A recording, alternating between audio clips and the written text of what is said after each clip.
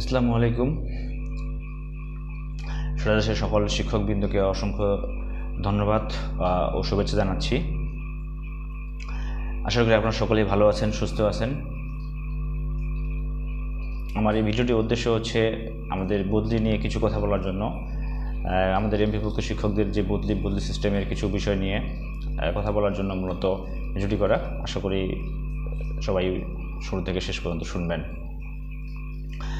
প্রথমত যে বিষয়টা নিয়ে কথা বলবো, যে আসলে আমাদের সবাই যে জিনিসটা জানার প্রচুর আগ্রহ, যে আসলে আদৌ কি আমাদের বদলি যারা এমপিভুক্ত শিক্ষকদের, যারা এনটিএসসি সুপারিশ করতে অনেক দূর দূরান্তে তারা চাকরি করতেছেন, আসলে কি বদলিটা কি হবে কি না, এটা অনেকের একটা অনিশ্চয়তা যে আসলে বদলি মনে হয় হবে না, সারা জীবন মনে হয় দূরে থাকতে হবে। তা আমি মনে করি যে আপনাদের আসলে আপনাদের যে টেনশন, আপনাদের যে অনিশ্চয়তা, আপনাদের দুশ্চিন্তা, সেটা কিন্তু আপনারা অনেকটা সময় অতিক্রম করে আসছেন। আর হয়তো বেশি দিন আপনাদেরকে ওয়েট করতে হবে না। বদলির সিস্টেম খুব সরকার নির্ধারিত যে সময়, নীতিমালার যে উল্লেখিত যে সময়, সেই সময়ের মধ্যেই ইনশাআল্লাহ চালু হবে, এটা নিশ্চিত থাকতে পারেন।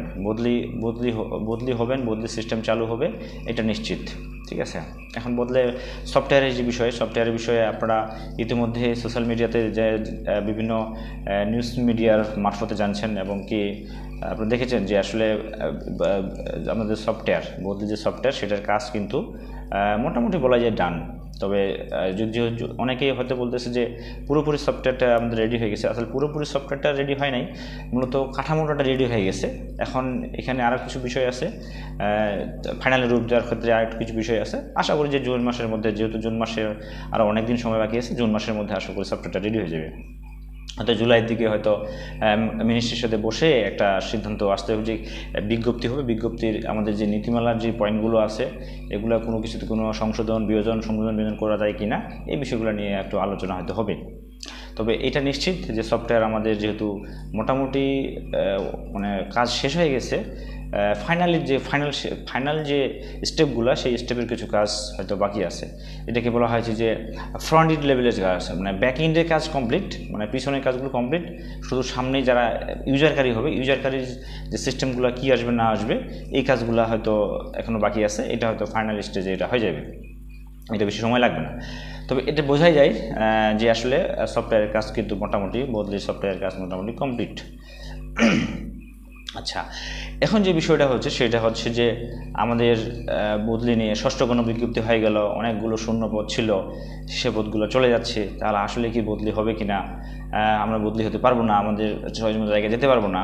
ঠিক আছে, সরকার কেন এই কাজটা করলো, নীতিমালা মন্ত্রণালয় কেন এই কাজটা করলো, এনটিএসসি কেন? আমরা বিশেষ করে এনটিএসসি প্রতি সবার একটা ক্ষোভ আসলে এই যে বিষয়গুলো। এখন কথা হচ্ছে, এই গণবিজ্ঞপ্তি ঘিরে যারা বদলি প্রত্যাশী আমরা শিক্ষক আছি, যারা বদলি প্রত্যাশী শিক্ষক, এটা বারংবার আমরা কিন্তু প্রত্যেকবার লক্ষ্য করছি যে এই এনটিআরসিকে ঘিরে, গণবিজ্ঞপ্তি ঘিরেই কিন্তু এই বদলির যে চাপটা, বা বদলি হওয়ার যে যারা বদলি প্রত্যাশী তারা আসলে এই গণবিজ্ঞপ্তির সময়ই সবচেয়ে বেশি মানে উদ্গ্রীব হয়ে যায় যে আসলে এই শূন্যপদগুলো যদি দিয়ে পাওয়া যেত তাহলে সবচেয়ে ভালো হতো। আসলে এটা আমাদের বাস্তবতা মানতে হবে। গণবিজ্ঞপ্তির মতোই, গণবিজ্ঞপ্তি সিস্টেমটা টোটালি আলাদা। ঠিক আছে। আর আমরা যেহেতু বিভিন্ন গ্রুপ, দল উপদল মিলে অনেক দিনের সংগ্রাম পরিশ্রমের বিনিময়ে অনেকগুলো গ্রুপ এখানে পরিশ্রম করছে বদলি সিস্টেম চালু করার জন্য। ঠিক আছে। মন্ত্রণালয় যা হোক আন্তরিকতা, আমাদের তত্ত্বাবধায়ক সরকারের আমাদের যে অন্তর্বর্তীকালীন সরকারের যে আমাদের বিদায়ী ওয়াহিদুদ্দিন স্যার শিক্ষা উপদেষ্টা মহোদয় ছিলেন, উনি অনেক আন্তরিক ছিলেন। উনি কিন্তু এই কাজটা কিন্তু নীতিমালাটা করে দিয়ে গেছেন। সেজন্য ওনাকে আসলে অনেক ধন্যবাদ ও কৃতজ্ঞতা জানাতেই হবে শিক্ষকদের পক্ষ থেকে। এখন কথা হচ্ছে যে বদলির সিস্টেম আর গণবিজ্ঞপ্তি, মাউসির বিষয় হচ্ছে মাউসি এবং মন্ত্রণালয় দায়িত্ব দিল হচ্ছে কাকে? মাউসিকে দিল বদলির দায়িত্ব। আর গণবিজ্ঞপ্তির কাজ করবে কি? এনটিআরসি। দুইটাই কিন্তু ডিফারেন্ট কিন্তু জায়গা। ঠিক আছে। আর গণবিজ্ঞপ্তিটা কার জন্য? আসলে একটা জিনিস আমি বারবার বোঝার চেষ্টা করছি, যে আপনারা যে আপনারা যে জিনিসটা বলতেছেন যে বদলি শেষ হবে, তারপরে হচ্ছে ওই পদগুলো নিয়ে গণবিজ্ঞপ্তি হবে। আসলে এইবার যে গণবিজ্ঞপ্তিটা আসলে আমাদের যতই কঠিন হোক, আমাদের অনেক কষ্ট, আমার আমার ব্যক্তিগতভাবে আমারও যেহেতু বদলি দরকার, সেহেতু আমারও অনেক কষ্ট যে এতগুলো শূন্যপদ ছিল, হয়তো সবচেয়ে বেশি সংখ্যক মানুষ এটা উপকৃত হইতো। কিন্তু আসলে ভাই আমি বাস্তবতাটা মেনে অনেক কথা বলতে হয়, আমি নিজেও এই জায়গাগুলোতে স্যাক্রিফাইস করে আসছি এত দূরে। আমি আইন নীতিমালা এবং কি বাস্তবতা এগুলো কিন্তু মানতে হবে, ঠিক আছে। আমরা তৃতীয় গণবিজ্ঞপ্তিতে আমরা যারা ফ্রন্ট লাইনে যারা কলেজ লেভেলে আন্দোলন করছিলাম, আমরা কখনোই কেউ এমপিও পোস্ট পাই নাই, কিন্তু আমরা আন্দোলনটা করছি, আমরা জানি বাস্তবতাটা এরকম যে ওইটা হবেই, ঠিক আছে। এখানে আমাদের নতুন করে কিছু করার ছিল না, আমরা কিছু করতেও পারি না, সবাই কিন্তু নন এমপিও পোস্ট নিয়ে আমরা ছিলাম, অনেক চোরাই উতরাই পার হয়, ঠিক আছে। তারপরে নেক্সট টাইমে হয়তো চিন্তা ভাবনা করছিলাম আবেদন করবো, তখন 7 নং দ্বারা বন্ধ, ঠিক আছে। তারপরে কি আসলো, আস্তে আস্তে কিন্তু একটা ভালো সিস্টেমের দিকে এগোতে থাকলো, অর্থাৎ একটা বদলি সিস্টেম চালু হচ্ছে, ঠিক আছে। অবশ্যই আমাদের সাধুবাদ জানাতে হবে।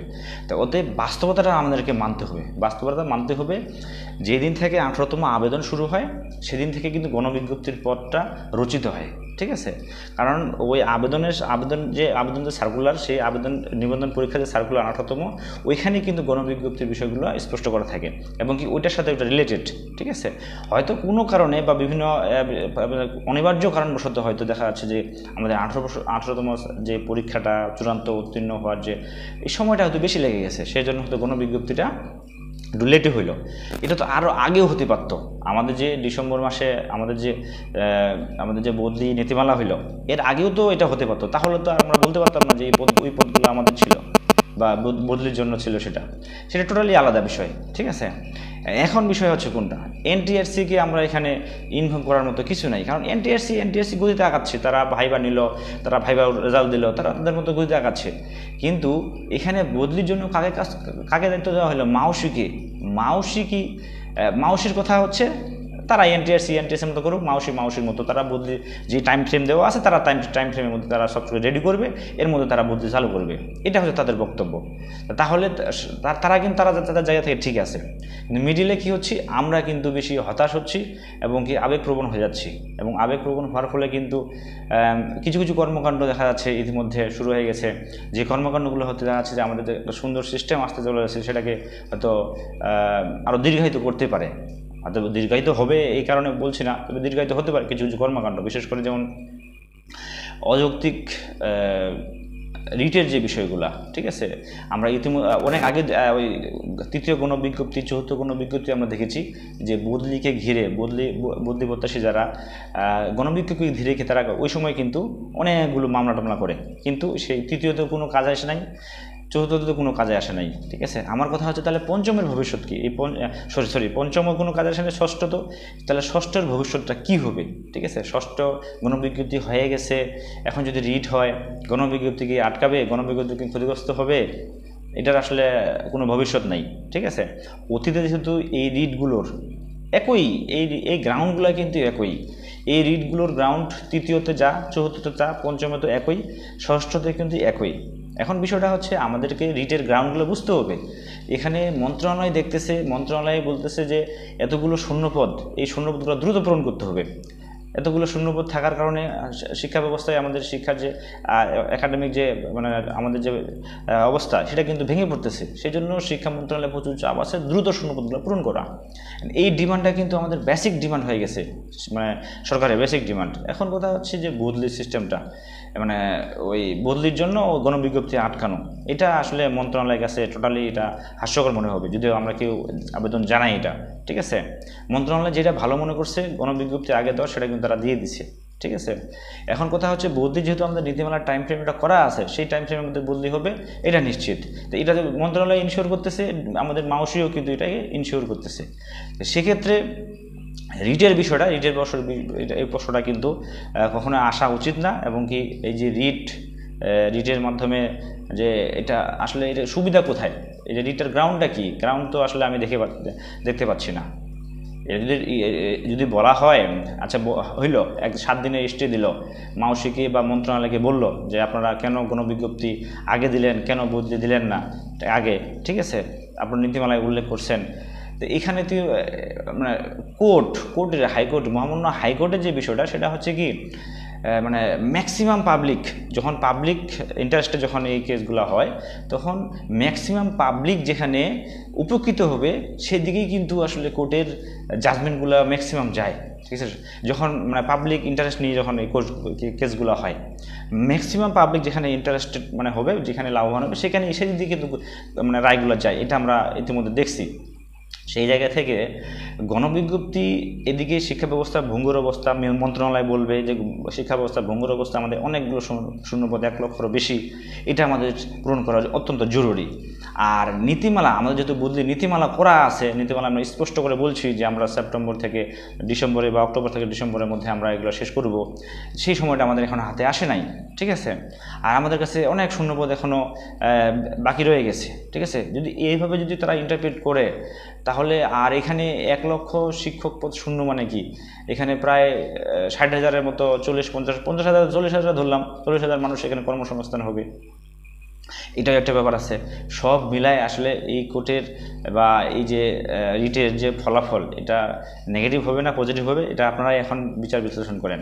কারণ আরেকটা বিষয়গুলো অতীত ইতিহাসগুলো একটু ঘেটে দেখবেন যে আসলে এই মুহূর্তগুলোতে গণবিজ্ঞপ্তির হওয়ার সময় যে রিটগুলো হয় গণবিজ্ঞপ্তিকে আটকানোর ক্ষেত্রে, এ কতটুকু ফলপ্রসূ হয়েছে, কতটুকু সাকসেস হয়েছে।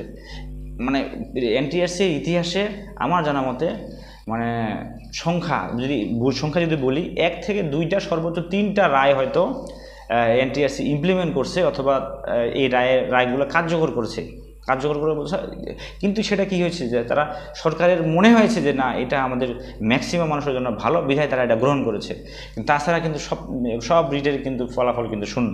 ঠিক আছে, কিছু দুই একটা একদম এক্সেপশনাল একদম বলা যায়, এগুলা ঘটনার ভিতরে পড়ে না, যে 2-1টা ব্যতিক্রম ঘটেছে, তাছাড়া কিন্তু ম্যাক্সিমাম কিন্তু এনটিআরসি এর সব কিছুকে তারা কিন্তু ওভারটেক করে তারা কিন্তু তাদের মতো পরিচালিত হচ্ছে।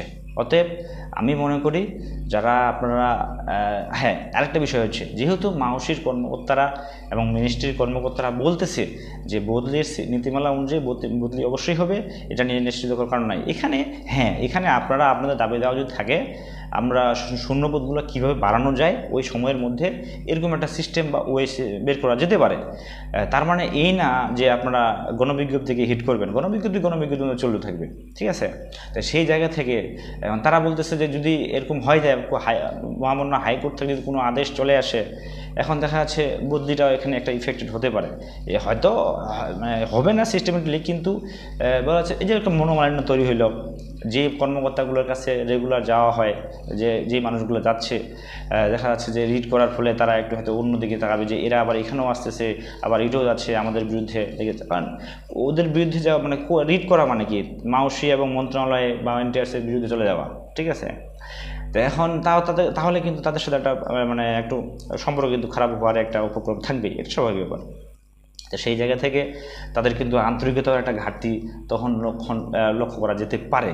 ঠিক আছে, তো ওই জায়গা থেকে আমি মনে করি রিট যেহেতু গণতান্ত্রিক অধিকার, রিট করা ঠিক আছে, রিট করা যায়। তবে আমি মনে করি যদি ন্যূনতম গ্রাউন্ডটুকু থাকে, বা আপনার কাছে যদি মনে হয় যে ন্যূনতম গ্রাউন্ড, এই গ্রাউন্ডটা দিয়ে আমরা হয়তো প্রতিষ্ঠিত হয়ে যাব বা আমাদের পক্ষে রায় আসবে বা ম্যাক্সিমাম মানুষের ফলাফল, ম্যাক্সিমাম বলতে কি, এখানে একটা বিষয় আছে, যদি রিড করে যদি সকল বদলি প্রত্যাশীর যদি উপকার হয়, তাহলেই আমি মনে করি এই রিটটা যৌক্তিক।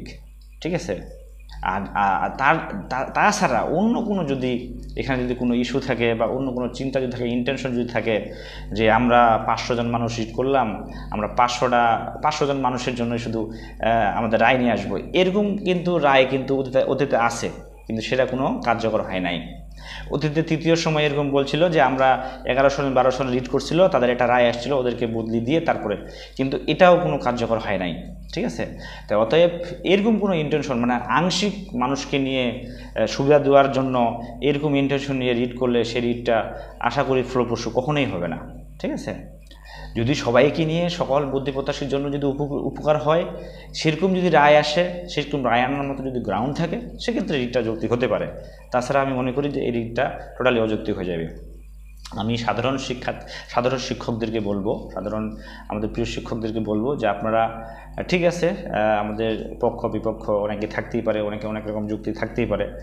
আমার অতীত অভিজ্ঞতার আলোকে শুধু আমি এই বিষয়গুলো আলোচনা করলাম।